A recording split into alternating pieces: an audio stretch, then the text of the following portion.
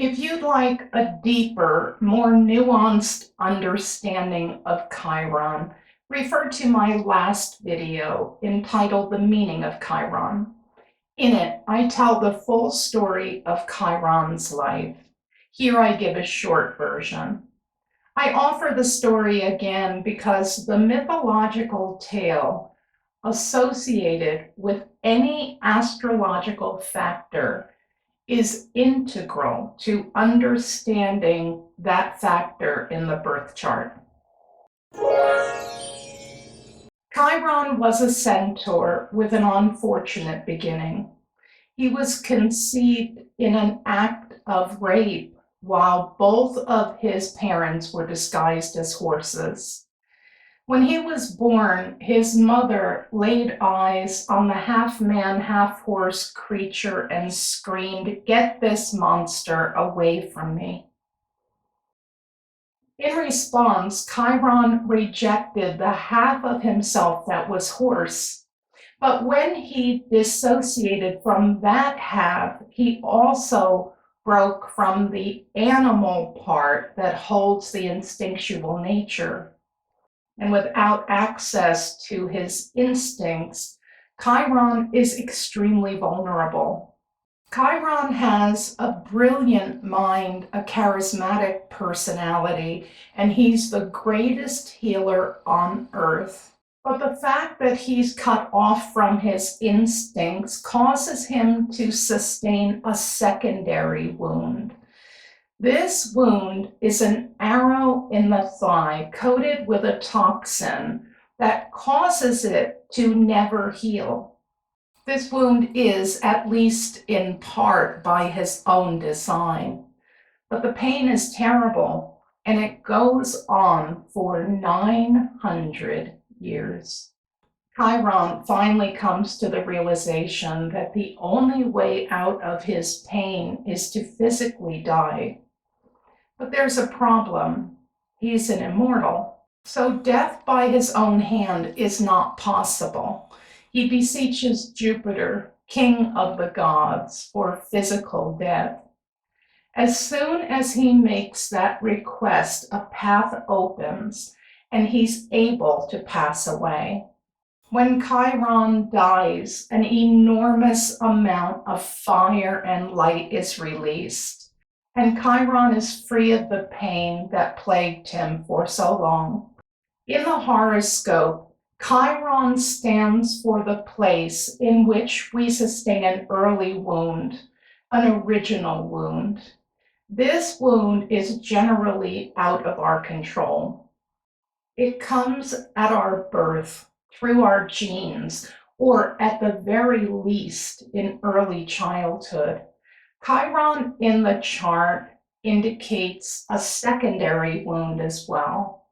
The secondary wound is by some measure our own design, and it's normally a result of a rejection of our natural animal instincts, our deepest ways of knowing. The secondary wound is stubborn and excruciatingly painful. Nobody else can heal it, and nobody is spared. Chiron in the chart indicates feelings of being damaged or broken. As with every astrological factor, the sign Chiron is in suggests the way it expresses or the script it follows. Its house placement shows the part of life and corresponding area of the psyche where the wound is most dominant. But wherever it is placed, Chiron's wound disrupts our authenticity and functioning. It can only be resolved by going to the edge of healing and into a profound ego death. In order to heal Chiron's wound, we must be willing to lose everyone and everything. But when Chiron's wound is healed, life takes on a color and vibrancy. The sun has access to more light and more power, and the destiny of the individual begins to become clear. Now, at the end of the Greco-Roman myth, Jupiter watches Chiron die and immediately raises him up into the heavens as a constellation. That symbolizes something important. Resolving Chiron's wound lifts the native up forever and offers an aerial view of life. From that perspective, up high in consciousness, everything that has ever happened and all wounds you've ever sustained have a purpose. You might even feel true gratitude for the pain you spent all your time resisting. One last thing. Chiron orbits between earthy Saturn and electrified Uranus. That place in the solar system gives Chiron a special capacity. Once Chiron's wound is resolved, mundane Saturnine life can be imbued by the higher vibrations of Uranus and the outer planets. That's why Chiron is known as the key. It's the key to making daily life magical. Now let's look at how Chiron expresses itself in the first quadrant of the chart, houses 1, 2, and 3.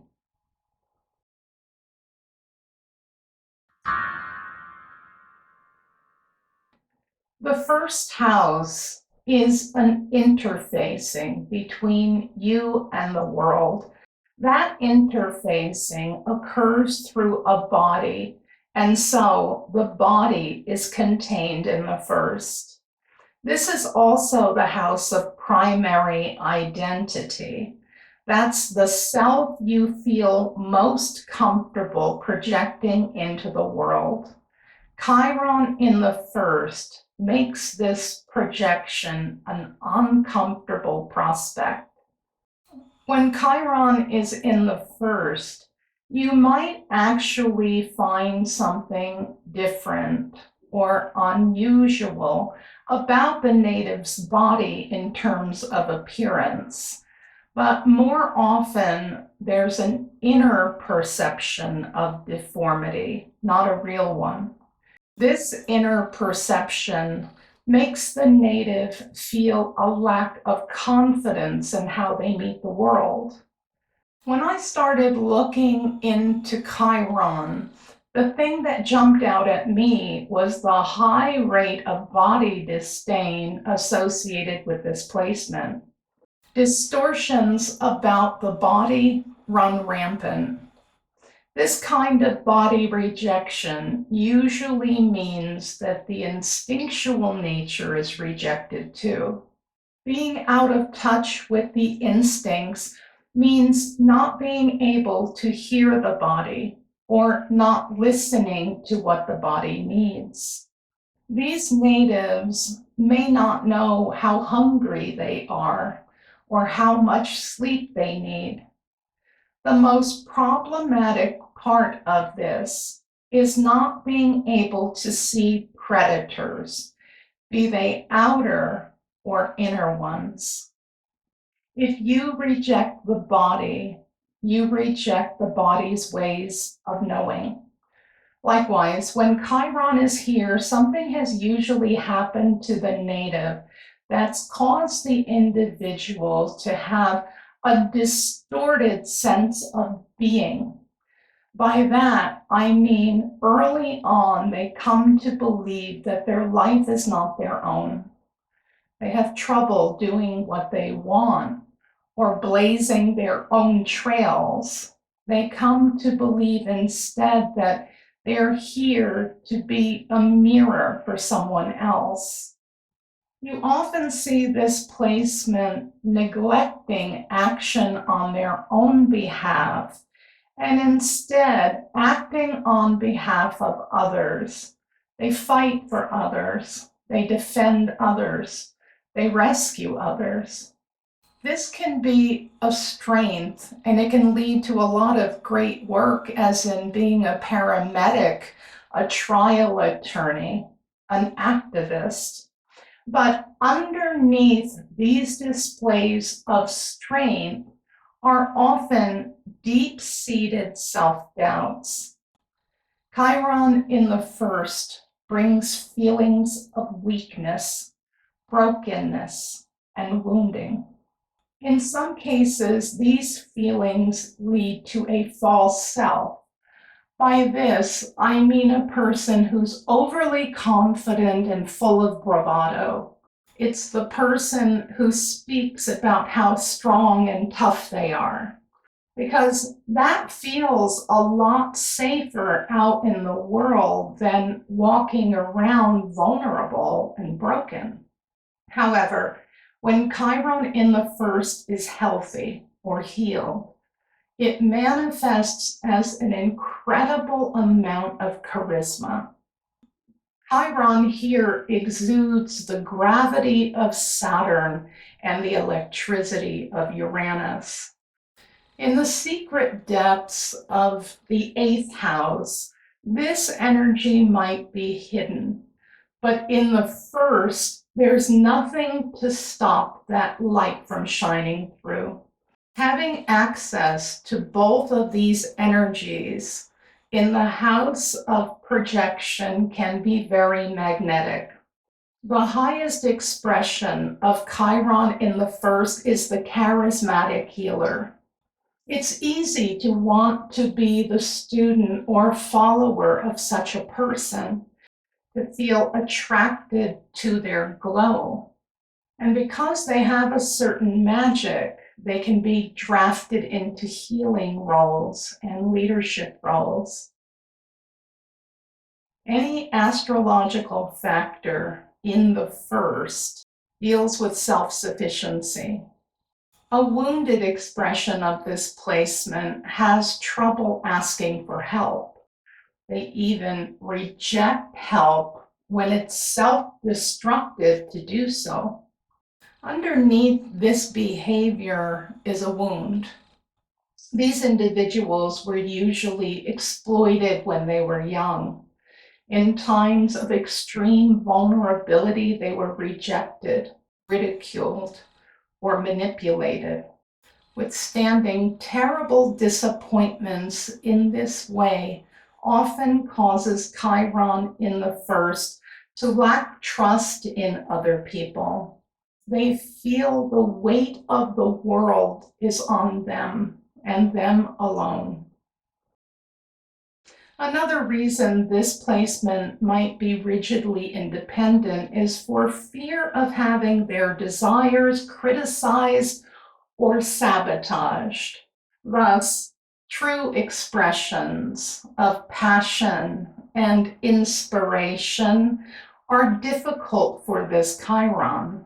You might see a significant weakness in claiming what they want in life. But when this Chiron is healthy, you find an unbelievably self-sufficient individual who stands alone through it all, simply because they find all the resources they need are within.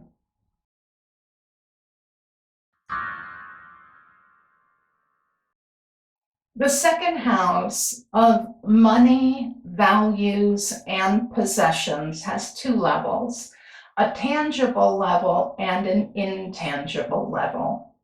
The tangible level of the second house has to do with material resources.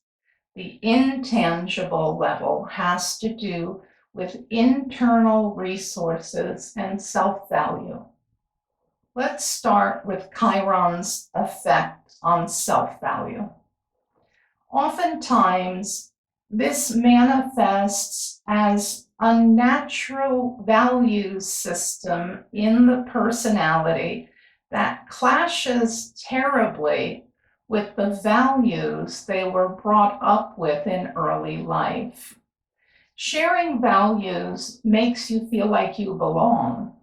And so when values are in conflict, there can be a constant tension that chips away at the native self-confidence.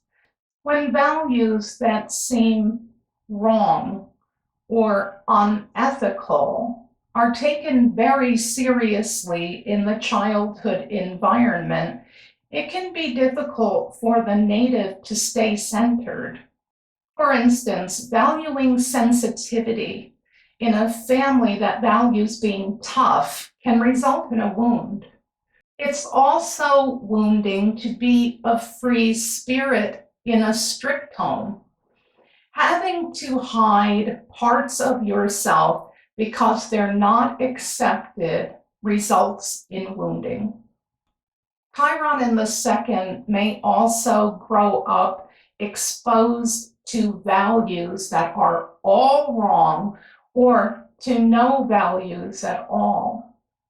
A Chiron in the second house in Gemini told me that her life was devoid of values teaching by her very flaky single mother. And so she got life lessons and tips on how to behave by reading the old European fairy tales.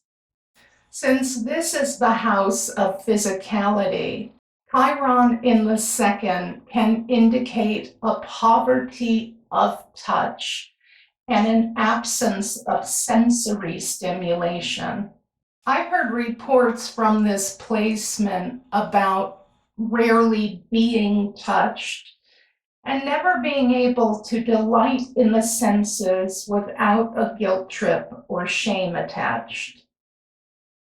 You may also see an absence of learning about the basics in life. A Chiron in the second in Taurus I spoke to grew up not knowing even the fundamentals. By adulthood, she didn't know how to cook a meal or write a check, let alone some of the more complex tasks that life puts before us. The second house is basic functioning in the physical world. So with Chiron here, there may be a wounding in practicality itself. By that, I mean you might see an inability to think in an abstract way. This often goes back to confused values because thinking outside traditional lines can feel frightening to people who aren't clear about their value system. Values are an anchor in life.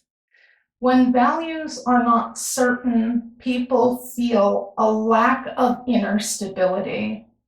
Granted, most people have to refine their values as they move through life, but this is usually a multi-layered, serious problem when Chiron is in the second.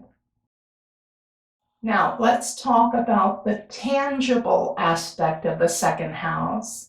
That means the realm of possessions, property, and resources. These natives have an unusual relationship with resources.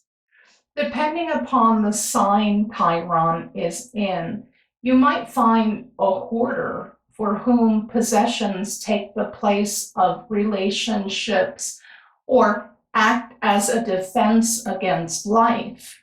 On the other hand, you might find someone who feels an aversion to owning anything.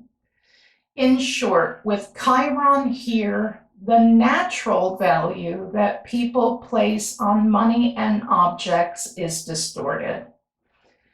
But one thing is very true. These individuals must develop financial security and stability in order to feel whole and in order to restore their proper place in the material world.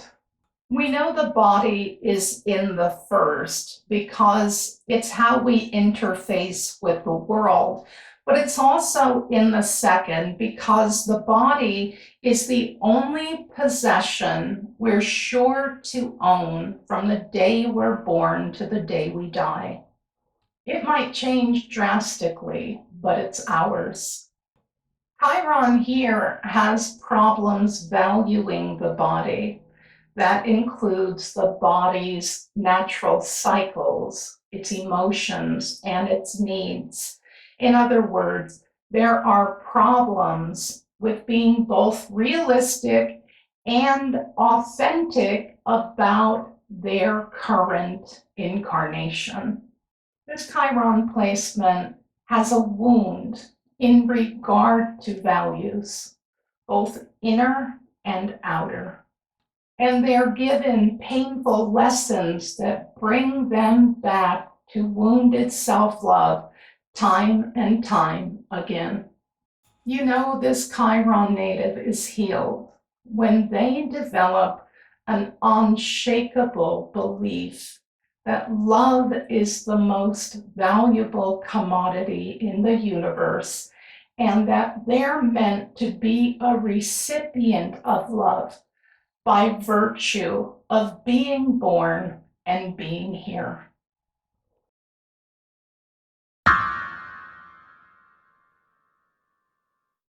The third house is about communication. That means talking, reading, writing, and messaging. It's the house of interpretation, what the local world and everything in it means to you. This is the house of early education and being a student. The third is also associated with problem solving. So, how does Chiron here affect all of these things? Chiron symbolizes a breaking off of the native's voice, a wound in the ability to express themselves. There may actually be something different about the way they communicate, such as stuttering or idiosyncratic phrasing or scattered ideas, but it's more often an inner sense that what the native has to say is deformed or their words are ineffective somehow. They may simply doubt their instincts to communicate. The third is a house of the mind and cognition. So there may also be something broken about the thinking process, something perceived as damaged or actually damaged. While this can look subtle to others, it can feel like a big problem to the native. This person usually has experiences in early life that result in them not trusting their mind or their ability to interpret and understand things. This can result, unfortunately, in trusting other people's conclusions above their own.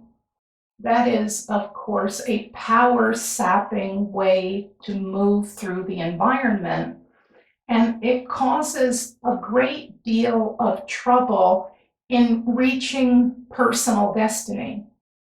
It's not unusual for Chiron in the third to have learning disabilities. This might even happen because of a basic mismatch between how the native learns and how things are usually taught in school. Likewise, a long-term sense of confusion might have come from a confusing early environment full of double messages and contradictions.